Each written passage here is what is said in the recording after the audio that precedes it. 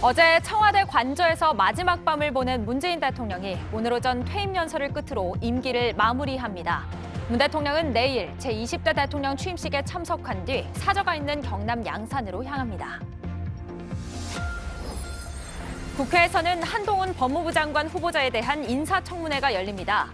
더불어민주당은 검찰 수사권 분리 법안을 강하게 비판한 한 후보자의 각종 의혹에 대해 대대적인 공세에 나설 것으로 보여 여야 간 치열한 공방이 예상됩니다. 타는 목마름으로 오적 등의 작품을 남긴 김지하 시인이 향년 81세의 나이로 어제 오후 세상을 떠났습니다. 70년대 유신 독재에 저항하는 민주화의 상징이었던 고인은 이후 극단적인 진보 진영을 향한 비판도 서슴지 않았습니다. 월요일인 오늘 전국에 가끔 구름이 많겠고 충청 남부와 전라, 영남 내륙 지역에 아침까지 빗방울이 떨어지겠습니다. 낮 최고 기온은 서울이 25도, 춘천은 26도까지 오르겠고 부산과 제주 등 남부 지역은 20도 안팎에 머물겠습니다.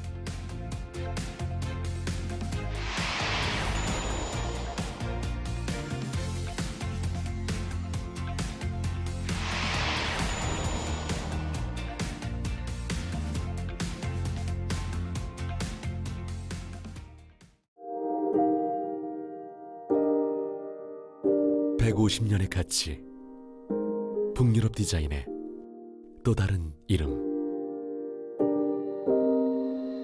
프리츠 한센. 즐겁게 건강을 챙기고 싶나요? 슈마리셔스 활기 가득 슈마리셔스 딜리셔스 맛 비타민과 미네랄로 솟아나는 활기 제스프리 큐리로 쉽고 즐겁게 오늘부터 시작하는 즐거운 건강 습관. 제스프리 건강한 잇몸으로 씹고 뜯고 맛보고 즐기고 이게 바로 행복입니다. 이가탄으로 맛있게 이가탄으로 튼튼하게 4가지 복합 성분 이가탄 시작하세요. 아시죠? 이가탄. 그녀가 제일 좋아하는 자세로 맞추고 라이트는 편안한 그린이 좋겠지.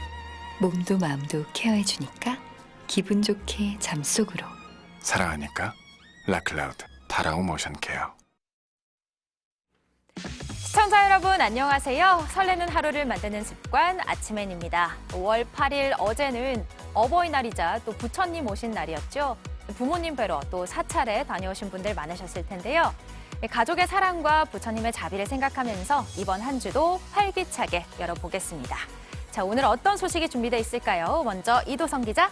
네, 이번 시즌 메이저리그에서 돌아온 SSG 김광현이 그야말로 영의 사나이가 되고 있습니다. 어제도 무실점 경기 평균 자책점을 0.47로 만들며 시즌 5번째 승리를 거뒀습니다. 평균 자책점과 다승부문 모두 리그 1위입니다. 오늘은 스포츠 소식 준비했는데요. 잠시 후 오늘 아침엔에서 전해드리겠습니다. 네, 그리고 안일근 기자, 북한이 지난 주말에 잠수함 발사 탄도미사일을 또 발사를 했는데 지금 핵실험도 우려되는 상황이라고요? 네, 지난주 대륙간 탄도미사일을 고각 발사한 데 이어 잠수함 발사 탄도미사일도 쐈는데요. 내일 윤석열 대통령 당선인의 취임과 다음 주말 조 바이든 미국 대통령의 방한을 의식한 무력 시위 성격이 짙습니다. 북한은 조만간 풍계리 핵실험장에서 소형화된 핵탄두 실험을 강행할 가능성도 커 보입니다.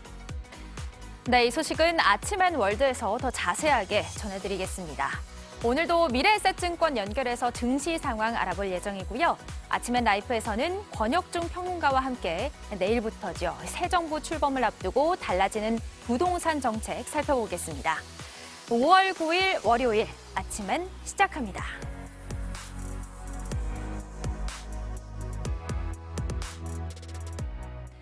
오늘은 지난 2017년 5월 10일 취임한 문재인 대통령의 임기 마지막 날입니다. 문 대통령은 오전 10시 청와대 퇴임 연설에서 지난 5년 동안의 소회와 감사 인사를 전하고 오후 일정을 소화한 뒤 6시에 청와대 직원들과의 인사를 끝으로 마지막 퇴근길에 나섭니다. 첫 소식 유미애 기자가 보도합니다. 청와대 관저에서의 마지막 밤을 보낸 문재인 대통령은 오늘도 외교 사절을 접견하는 등 빽빽한 일정을 소화하며 임기를 마무리 짓습니다. 오전 현충원과 효창공원 참배에 이어 10시에는 청와대 본관에서 퇴임 연설을 합니다. 임기 5년 동안의 소회와 그동안 함께한 국민께 전하는 감사 인사를 담아 대국민 메시지를 발표할 예정입니다.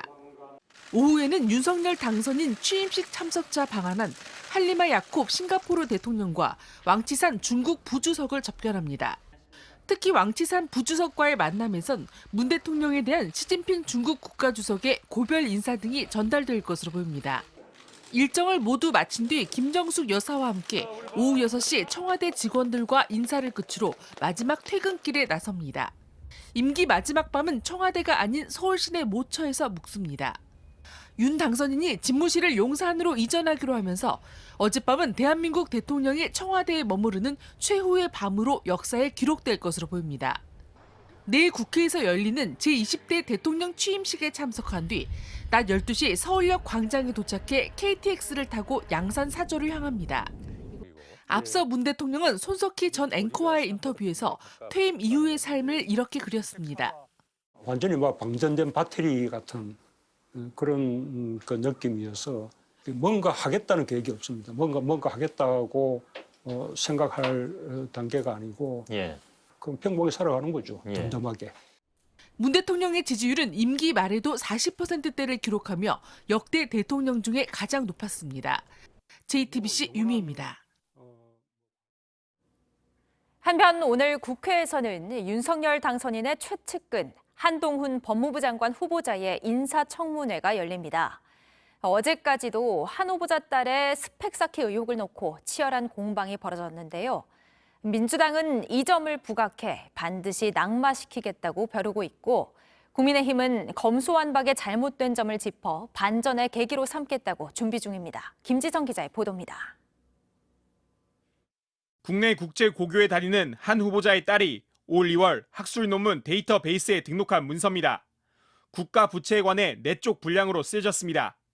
한겨레 신문은 문서 정보를 확인한 결과 케냐 출신 작가가 대신 쓴 정황이 있다는 의혹을 보도했습니다. 문서 정보엔 벤슨이라는 인물이 지은이로 올라가 있습니다. 해당 인물이 소셜미디어를 통해 자신이 지난해 11월경 직접 썼다고 밝혔다고도 전했습니다. 한 후보자 측은 논문이 아니라 온라인 첨삭 등 도움을 받아 작성한 연습용 리포트 수준의 글이라며 실제로 입시에 사용된 사실이 없고 사용할 계획도 없다고 해명했습니다. 또 지난 2월 문서가 등록된 온라인 사이트에 대해선 각종 논문, 리포트, 에세이 등을 누구나 자유롭게 올릴 수 있는 곳이라고 덧붙였습니다.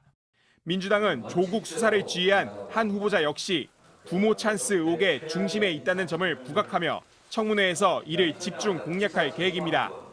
국민의힘 역시 청문회가 여론에 불리하지 않을 것이라 보고 있습니다. 검수완박 입법 강행에 대한 부정적 여론이 한 후보자의 청문회를 통해 부각될 거란 계산입니다. 한 후보자는 이미 검수완박에 강도 높은 비판을 쏟아낸 바 있습니다. 지난 5년간 무슨 일이 있었길래 이렇게 명분 없는 야반 도주국까지 벌여야 되는지 국민들께서 많이 궁금해하실 거라고 생각합니다. 이준석 국민의힘 대표도 한 후보자 청문회에서 검수완박에 대한 합리적인 토론이 가능할 것이라고 말한 바 있습니다. JTBC 김지성입니다.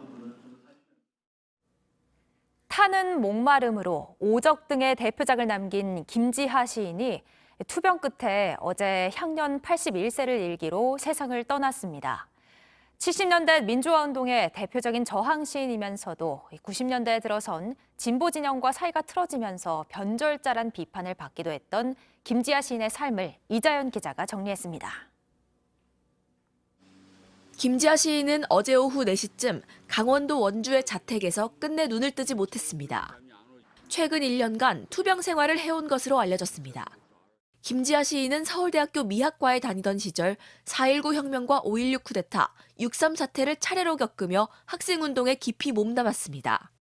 공식적으로 등단한 건 1969년 11월 황토길 등 5편의 시를 발표하면서입니다. 이때부터 유신 독재에 저항하는 민주화의 상징으로 자리 잡기 시작했습니다.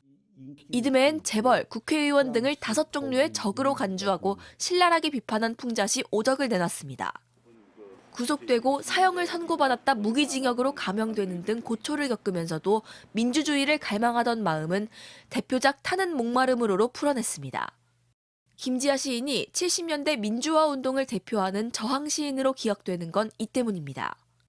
노벨문학상과 노벨평화상 후보로 추천됐고 만해문학상을 수상하는 등 각종 문학상을 휩쓸었습니다.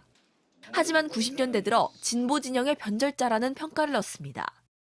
1991년 4월 명지대생 강경대 씨가 시위 도중 경찰에 맞아 숨지자 대학생과 노동자들이 항의의 뜻으로 연쇄 분신하던 것을 두고 조선일보에 죽음의 구판을 걷어치워라라는 제목의 칼럼을 기고해 비판하면서입니다. 2012년엔 박근혜 당시 새누리당 대선 후보를 지지하는가 하면 진보 문학평론가인 백낙청 서울대 명예교수를 공개 비판하기도 했습니다. 1973년 소설가 박경리 씨의 딸 김영주 씨와 결혼한 김지아 시인은 2018년 산문집 우주생명학을 마지막으로 절필 선언을 했습니다. 고인의 빈소는 원주 세브란스 병원 장례식장에 차려졌습니다. JTBC 이자연입니다. 바이든 미국 대통령의 부인 질 바이든 여사가 우크라이나를 깜짝 방문했습니다. 세계적인 록밴드 U2의 보노는 키이우 지하철역에서 즉석 공연을 하며 우크라이나를 응원했습니다. 워싱턴 김필규 특파원입니다. 우크라이나 수도 키이우의 지하철역에 음악이 울려 퍼졌습니다.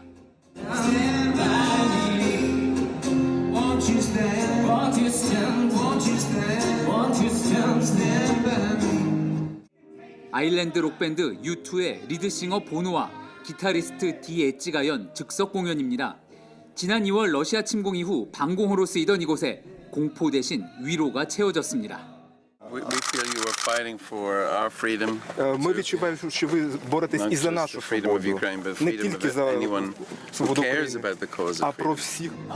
젤렌스키 대통령의 초청으로 이뤄진 이번 공연은 소셜미디어를 통해서도 생중계됐습니다. 같은 날 바이든 미국 대통령의 부인 질 바이든 여사도 우크라이나 서부 국경 마을 우주호로드를 찾았습니다. 어머니의 날을 맞아 젤렌스키 대통령의 부인 올레나 젤렌스카 여사와 퍼스트 레이디 회담을 했습니다. It was important to show the Ukrainian people that this war has to stop. The people of the United States stand with the people of Ukraine. 트루이도 캐나다 총리와 베르벨 바스 독일 연방 하원 의장도 이날 우크라이나를 방문했습니다. 주요 7개국 정상들은 화상회의를 한 뒤 러시아 국영방송사들과의 거래를 금지하고 특수 핵물질의 수출도 금지하는 등 추가 제재를 발표했습니다. 푸틴 러시아 대통령이 최후 통첩을 할지 모른다는 2차 대전 전승절을 하루 앞두고 서방의 전폭적인 지원이 이어지는 가운데 우크라이나의 주말은 이렇게 지나갔습니다. 워싱턴에서 JTBC 김필기입니다. 다음은 미래에셋증권 연결해서 충격이 컸던 지난주 미국 증시, 또 오늘 우리 주식시장 전망까지 자세하게 살펴보겠습니다. 서상현 본부장님, 안녕하세요. 네, 안녕하십니까. 네, 미국 주식시장이 지난주 목요일 큰 폭으로 하락한 데 이어서 금요일에도 연달아서 하락을 했는데 어떤 흐름 보였나요? 일단 미국 증시는 견고한 고용지표 발표에도 불구하고 전일 급락에 따른 불안 심리가 지속되면서 하락을 했습니다. 특히 국채금리가 안정을 보이자 상승 전환에 성공하기도 했지만 오후 들어서 10년물 국채금리가 일부 수급적인 요인 등에 의해서 상승폭을 재차 확대하자 하락하는 등 변동성은 지속되었고요. 한편 에너지 업종이 강세를 보인 가운데 일부 소매 판매, 바이오, 소프트웨어 업종 등 기술주가 부진을 보이는 등 업종 차별화도 특징을 보인 가운데 약세로 마감을 했습니다. 시장 참여자들의 관심이 컸던 미국의 고용 보고서가 또 발표가 됐는데요. 어떤 내용이었고 또 시사하는 점은 뭔가요? 일단 미국의 4월 비농업 고용자 수는 42만 8천 건 증가를 기록을 해서 지난달 발표와 같은 수준을 기록했지만 예상을 상회하는 등 견고한 모습을 좀 보였습니다. 세부적으로 보면 민간 서비스 부분이 3월 35만 7천 건에 이어서 34만 건 증가하면서 이를 주도를 했고요. 한편 소매업이 2만 9천 건 증가에 그친 가운데 레저 및 접객업 또한 7만 8천 건 증가에 그쳐 리오프닝과 관련 업종의 증가세가 둔화되는 경향들을 좀 보였습니다. 한편 이제 관심이 컸던 시간당 임금은 전월 대비 0.3% 증가를 해서 지난 3월 발표됐던 0.5% 증가에 비해서 둔화가 되었습니다. 상품 생산, 특히 광산업이 전월 대비 1.1% 증가했지만 소매업이 전월 대비 0.44% 감소를 하고 레저 및 접객업은 0.56% 증가해서 3월에 비해서 그 증가폭이 둔화되었습니다. 이러한 4월 미국 고용보고서 결과를 보면 여전히 고용의 견고함을 보여줘서 경기에 대한 자신감을 높였으며 그동안 임금 상승을 견인했던 리오프닝 관련 업종의 임금 상승률이 둔화되는 경향들을 좀 보여서 인플레이션에 대한 시장의 우려를 완화시켰다고 볼 수가 있습니다. 이를 감안해서 주식시장 안정기대 시점이 점차 다가오고 있음을 보여줬다라고 볼 수가 있습니다. 아하, 안정기가 좀 빨리 오면 좋을 것 같은데 이제 미국 주식시장이 지금은 계속 하락하고 있는 상황에서 오늘 한국의 주식시장은 어떤 변화를 보일까요? 일단 금요일날 미국 증시가 장중 상승하는 등 반발 매수가 유입되는 등 경향들을 좀 보이기도 했지만 불안 심리가 여전히 유입되면서 하락 마감한 점은 국내 증시에는 부담을 줄 것으로 판단하고 있습니다. 그렇지만 미증시 마감을 앞두고 반발 매수가 유입되면서 낙폭을 축소한 점과 달러 약세에 따른 원화 강세가 예상된다는 점을 감안해서 한국 증시는 소폭 상승 출발할 것으로 예상을 하고 있고요. 특히 미국 고용 보고서를 통해서 여전히 고용이 견고함을 보여서 경기도나 우려가 완화되었다는 점과 미국의 임금 상승률이 예상을 하회해서 인플레이션 불안 심리를 완화시킨 점 또한 우호적이라 봐야 될 것 같습니다. 이를 감안해서 국내 증시는 소폭 상승 출발한 이후에 11일 날 발표가 되는 미국의 소비자 물가 지수를 기다리면서 관망 속의 매물 소화 과정을 좀 보일 것으로 전망을 하고 있습니다. 네, 잘 들었습니다. 지금까지 서상영 미래에셋증권 본부장이었습니다. 새 정부 출범을 이틀 앞둔 어제 이재명 더불어민주당 상임고문과 안철수 대통령직 인수위원장이 나란히 국회의원 재보궐선거에 출사표를 던졌습니다. 먼저 지방선거를 승리로 이끌겠다고 밝힌 이재명 고문 소식부터 하예빈 기자가 보도합니다. 연단에 오른 이재명 민주당 상임고문은 대선이 끝난 뒤 4번째로 집 밖에 나섰다고 했습니다. 제가 사실은 죄인 아니겠습니까? 그래서 사실 몸 밖에 나가기가 힘들었고 나오기를 잘한 것 같아요.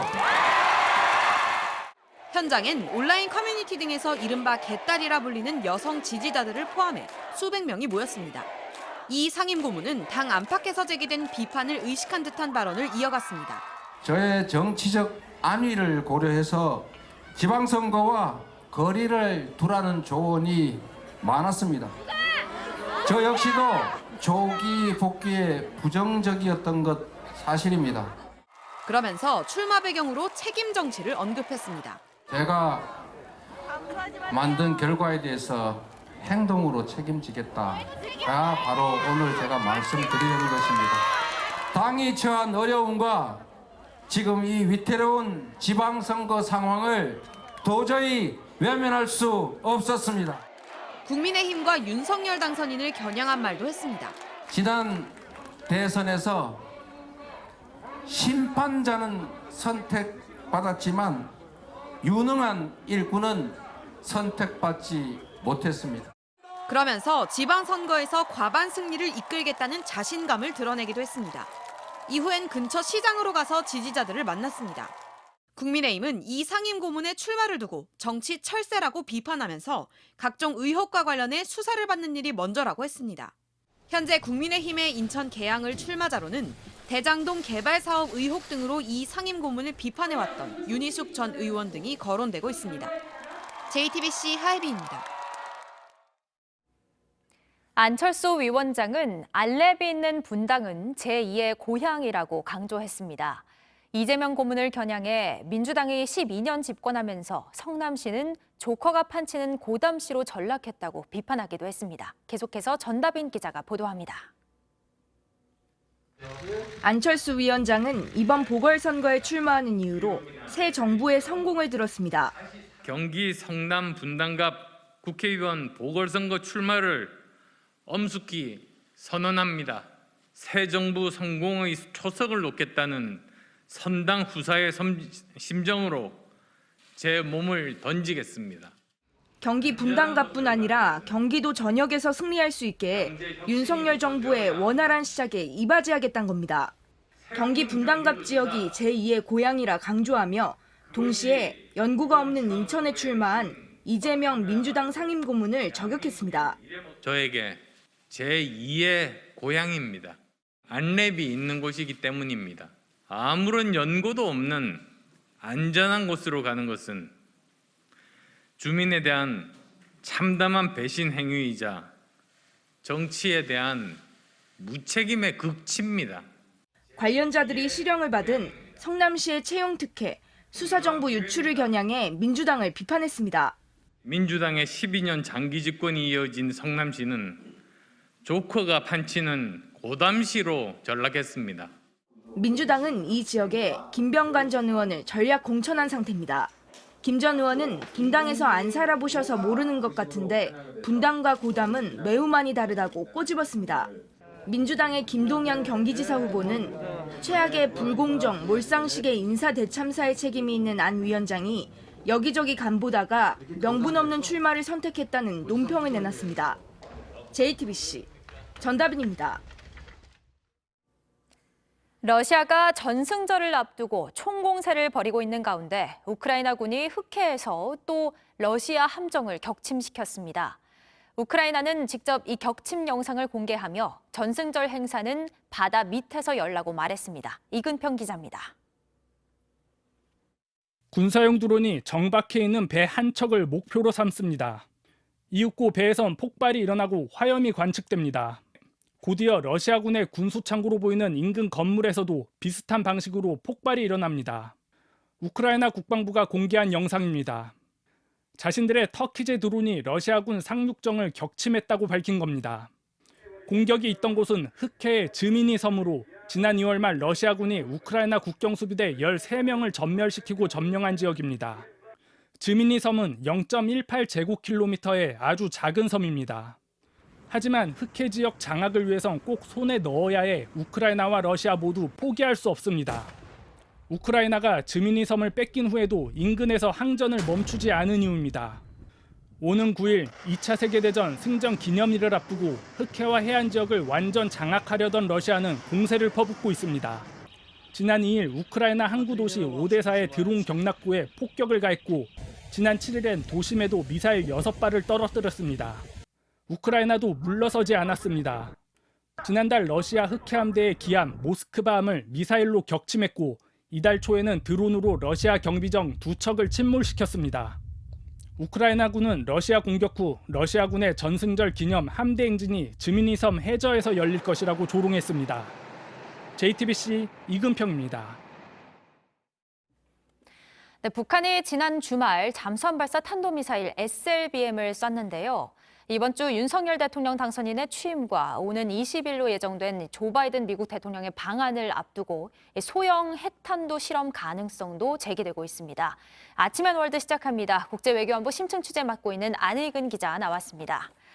네, 안 기자, 이 북한이 지난주 이 대륙간 탄도미사일에 이어서 SLBM까지 쐈어요. 네, 지난 토요일 함경남도 심포 일대에서 잠수함 발사 탄도미사일 SLBM으로 추정되는 미사일을 쐈는데요. 예. 심포는 북한의 잠수함 기지로 유명한 곳입니다.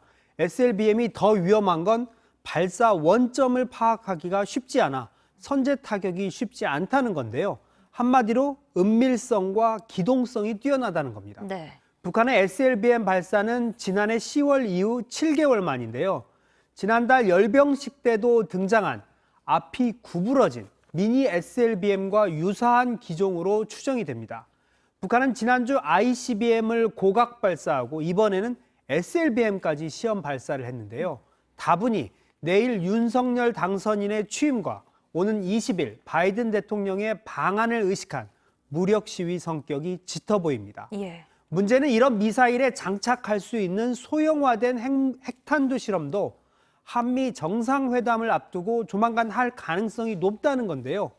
박지원 국정원장도 북한으로선 굉장히 필요한 핵실험이라며 최근 움직임이 뚜렷한 풍계리 핵실험장 3번 갱도에서 소형화, 경량화된 핵탄두 실험을 할 수 있을 것이라고 내다봤습니다. 다음 주말 방한하는 바이든 대통령과 윤 당선인에게 보란듯이 미사일과 핵카드를 내놓겠다는 속내로 보입니다. 예, 아무래도 이 북한의 미사일과 핵실험이 내일 출범하는 윤석열 정부에게는 이제 첫 과제가 될 것 같은데요.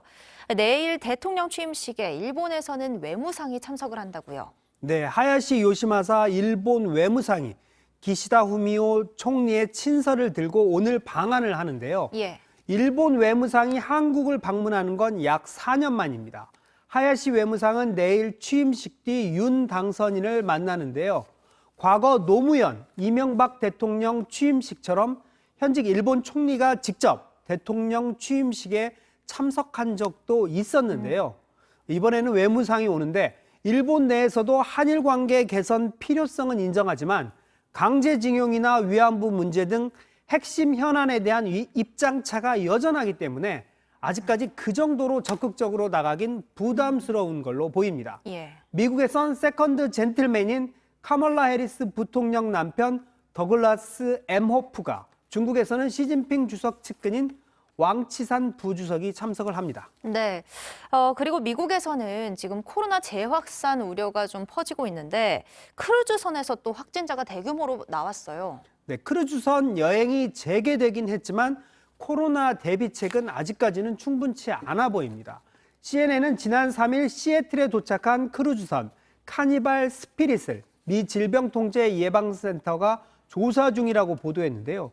일부 승객들은 격리 선실이 꽉 차면서 양성 판정을 받은 승객이 일반 승객과 같은 선실을 써야만 했다며 불만을 토로하기도 했습니다. 승객의 말 들어보겠습니다. I think that they were unprepared. I think they were understaffed. I think they were overwhelmed. I don't think they had clear guidance as to how to handle this. 미국에선 이 신규 확진자 숫자가 다시 늘면서 뉴욕은 마스크 의무화도 다시 검토하고 있습니다. 네, 코로나가 참 졸업하기가 쉽지가 않습니다. 네, 지금까지 안일근 기자였습니다. 잘 들었습니다.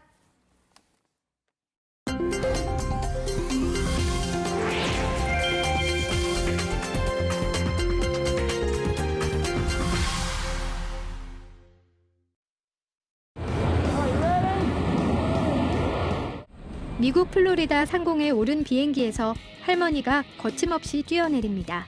인생 첫 스카이다이빙으로 자신의 100번째 생일을 자축한 건데요.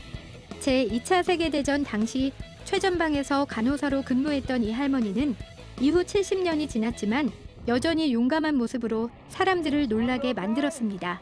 우려에도 불구하고 최고 시속 200km로 하강하면서 착륙까지 안정적으로 성공했는데요. 젊은 사람도 도전하기 쉽지 않은 건데 나이는 그저 숫자에 불과하다는 걸 제대로 증명했습니다. 정말 영롱하네요. 20년 전 남아프리카 공화국에서 채굴한 화이트 다이아몬드입니다. 곧 스위스 제네바에서 경매에 오르는데요. 무려 228.3캐럿으로 경매 사상 최대 크기라고 하네요. 모양과 품질까지 완벽한 초희귀 보석이라서 얼마나 높은 가격에 낙찰될지 기대를 모으고 있습니다. 일단 예상 낙찰가는 우리 돈으로 최소 400억 원인데요. 이번 경매 낙찰금의 일부는 국제적십자위원회에 자선기금으로 전달된다고 하네요. 사람들이 소년을 바다에서 건져 나옵니다. 호주 골드코스트 해변에서 한 방송사의 기상캐스터가 일기예보 생중계를 하고 있었는데요. 소년이 바다에서 허우적대고 있는 걸 발견하고는 주저없이 구하러 뛰어들었다고 하네요. 이 과정에 생방송 카메라에 고스란히 담겼습니다. 구조 직후 기상캐스터는 젖은 셔츠를 다시 입고 방송을 이어갔는데요. 구조 상황을 설명하면서 또래인 아들 생각이 나서 몸이 곧장 움직여졌다고 덧붙였습니다. 소년은 병원으로 이송돼 치료를 받고 있다고 하네요. 지금까지 AI가 킥한 세상, 제나가 전해드렸습니다. 한국 영화의 큰 별, 고 강수연 씨의 빈소에 추모의 발길이 이어지고 있습니다. 고인을 월드스타로 만들어준 영화 씨바지의 임권택 감독은 주말 이틀 내내 빈소를 찾아 그가 있어 내 영화가 빛났다고 추모했습니다. 백희연 기자입니다. 아침부터 차려진 빈소, 그리고 그 빈소가 차려지기 전부터 성취하는 몸을 이끌고 찾아온 사람, 임권택 감독이었습니다. 고인과 임 감독의 인연은 1987년 영화 씨바지로 시작됐습니다. 이 영화로 고인은 한국 배우 첫 베니스 영화제 여우주연상을 거머쥐었습니다. 이후 두 사람은 아재아재 바라아재, 달빛 길어올리기 등 총 3편의 작품을 함께했습니다. 임 감독은 빈소에서 강수연 씨 같은 좋은 연기자를 만나 내 영화가 좀 더 빛날 수 있었고 여러모로 감사한 배우라고 말했습니다. 지난 5일 저녁 자택에서 쓰러진 뒤 뇌출혈 진단을 받고 이틀 만에 황망하게 우리 곁을 떠난 고인. 배우 문성근 씨는 자신의 SNS에 대단한 배우, 씩씩하게 일어나길 기도했는데 너무 가슴이 아프다며 명복을 빌었습니다. 봉준호 감독, 배우 박정자 씨 등 하루 종일 국내 영화계 인사들의 추모 발길이 이어졌습니다. 영화인장으로 치러지는 고인의 장례는 오는 11일 오전 10시 발인과 연결식을 진행할 예정입니다. 연결식은 유족의 뜻에 따라 유튜브로 생중계될 예정입니다. JTBC 백희연입니다. 내일이면 새 정부가 출범을 합니다. 규제 완화에 대한 기대감으로 서울 아파트값이 상승 전환하는 분위기인데요. 이제 향후에 어떤 것들이 달라지는지 권혁준 경제평론가와 함께 짚어보겠습니다. 네, 안녕하세요. 네, 안녕하십니까. 네, 취임식을 앞두고 서울 아파트값이 상승 전환하고 또 오르는 분위기인데 네. 어느 정도인가요? 일단 한국부동산원 자료에 따르면은 사실 지난달까지만 해도 보합권으로 좀 유지가 됐었거든요. 그런데 이제 5월 첫째 주 들어와서 0.01% 올랐습니다. 예. 그러한 이유로는 역시나 15주 만에 오른 것인데 그러한 원인은 새로운 정부에 대한 부동산 규제 완화 부분에 대한 어떤 기대 심리들이 좀 적용이 됐다라고 보시면 되겠는데요. 사실 그 대선 이전 같은 경우에는 추가 금리 인상에 대한 부담감도 있었고 무엇보다 세계 경기가 좋지 않다 보니까 이러한 영향력을 좀 발휘했었는데 대선 이후에 이제 대선 공약에 나왔던 규제 완화에 대한 이런 공약들의 기대가 굉장히 높아졌었거든요. 그래서 1기 신도시나 아니면은 서울시에 있는 재건축 단지 중심으로 이제 상승폭이 좀 강화된 부분이 눈에 띄었습니다. 네, 아니, 벌써부터 이미 가격이 좀 들썩거렸던 곳도 있죠? 네, 맞습니다. 바로 용산구라고 보시면 되겠는데요. 예. 이제 후보 시절에 용산 시대를 열겠다라고 얘기를 했었습니다. 네. 그러다 보니까 용산에 대한 기대 심리들이 높아졌는데 사실 용산도 지역적 편차가 좀 있습니다. 그러니까 집무실이 들어오는 곳은 말고요. 그 이외의 지역, 예를 들어서 이촌동이나 한남동 쪽은요. 이촌동은 구축 아파트들이 굉장히 많습니다. 네. 그리고 현재 리모델링 이야기가 계속적으로 나오고 있는 단지다 보니까 수혜를 받을 수가 있겠고 한남동은 이제 저축 앞 주택들이 굉장히 많거든요. 네네. 재건축에 대한 기대가 굉장히 높은 지역입니다. 그래서 이렇게 특별한 지역 중심으로 용산구도 좀 편차가 나눠졌다라고 보시면 되겠고 두 번째로는 1기 신도시 서울에 있는 재건축 아파트 중심으로 좀 가격 오름폭이 좀 나타나고 있습니다. 1기 신도시 같은 경우는 특별법 제정하겠다라고 사실 후보 시절에 얘기를 했거든요. 예. 그래서 이런 어떤 기대 심리가 지금도 여전히 이제 발휘를 하고 있고 영향을 주고 있고 근데 뭐 에피소드도 있었죠. 인수위 쪽에서 이걸 중장기 과제로 놓겠다라고 발표하자마자 사실 민심이 요동을 쳤었거든요. 네. 그래서 그걸 다시 주워 담기도 했었고 결론적으로 본다 그러면 공급을 늘리겠다라고 얘기한 상태입니다. 그래서 이러한 중심들 중심으로 아마 이런 지역들 중심으로 아마 가격 오름폭이 좀 나타날 가능성은 굉장히 큽니다. 아하, 그렇군요. 새 정부에서 달라지는 것들도 좀 살펴볼 텐데 당장 내일 새 정부가 취임하는 첫날이죠. 내일부터 다주택자 양도세 중과 유예는 시작되는 거죠? 네, 맞습니다. 현행 본다 그러면 2주택자 같은 경우는 양도세 중과가 되고 있죠. 20% 기본세율 플러스 20%포인트 정도가 높아져 있고요. 3주택자 같은 경우에는 기본세율 플러스 30%포인트 정도가 더 높아 있습니다. 이게 네. 중과거든요. 네. 네, 내일부터 이제 이런 중과가 한시적으로 이제 완화가 됩니다. 2주택 이게 약간 20% 정도 이제 더 낮아질 수가 있는데 사실 그렇게 본다 그러면 중과세 양도가 그러니까 중과세가 폐지가 된다 그러면 1년 동안 폐지가 완화가 되는데 예. 그렇게 된다 그러면 다주택자 중심으로 매물이 좀 나올 가능성은 굉장히 크다라고 생각을 해보겠습니다. 이런 부분에서 아마 이게 한시적인 완화거든요. 그래서 한시적으로는 영향을 줄 수가 있다 시장에 그렇게 예. 보고 있습니다. 그렇다면 이 조치로 이제 다주택자들이 매물을 내놓고 좀 네. 집값이 안정되는 데까지 효과를 미칠 수 있을까요? 제가 보기에는 좀 영향은 줄 수가 있다고 생각을 해보겠거든요. 예. 특히 다주택자 중심으로 세금을 아낄 수 있는 방법이 하나가 있죠. 그러니까 6월 1일, 그러니까 재산세 기준 날이거든요. 이 전에 사실 매도를 하게 되면 양도세도 아낄 수 있고 또한 재산세도 아낄 수 있거든요. 아하. 그러다 보니까 사실 이제 다주택자 중심으로 6월 1일 전에는 좀 팔아야 돼라는 얘기가 나오고 있는데 사실 그것도 좀 제한적으로 영향을 줄 수가 있겠죠. 왜 그러냐면 시간이 너무 촉박합니다. 네. 당장 뭐 6월 1일 이전엔 팔아야 되다 보니까 그렇게 시간이 좀 촉박하고 무엇보다 사실 대출 규제가 아직도 남아 있거든요. 뭐 LTV는 풀어준다고 하지만은 DSR 규제가 여전히 지속이 되고 있다 보니까 사실 그 따라와서 살 수 있는 분들이 많지는 않습니다. 예. 특히 미래 소득이 이제 높으신 분들은 모르겠는데 현행 소득이 낮으신 분들은 사실 매수할 수 있는 분위기는 아니거든요. 그래서 좀 효과는 제한적일 수 있다라고 말씀을 드립니다. 네, 알겠습니다. 시간 관계상 오늘은 여기까지 듣도록 하겠습니다. 네, 지금까지 권혁중 경제평론가였습니다.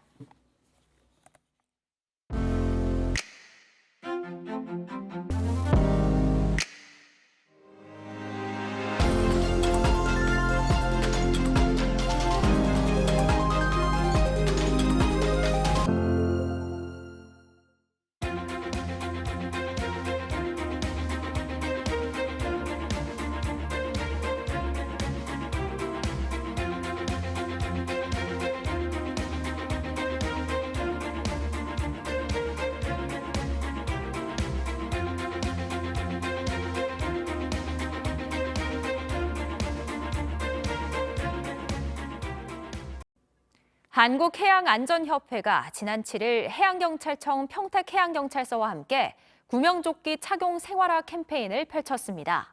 해양안전의식을 확산하고 안전사고 예방을 위해 기획된 이번 행사에서는 일반 시민과 청소년들이 참여해 구명조끼 착용법을 직접 체험하는 기회도 가졌습니다.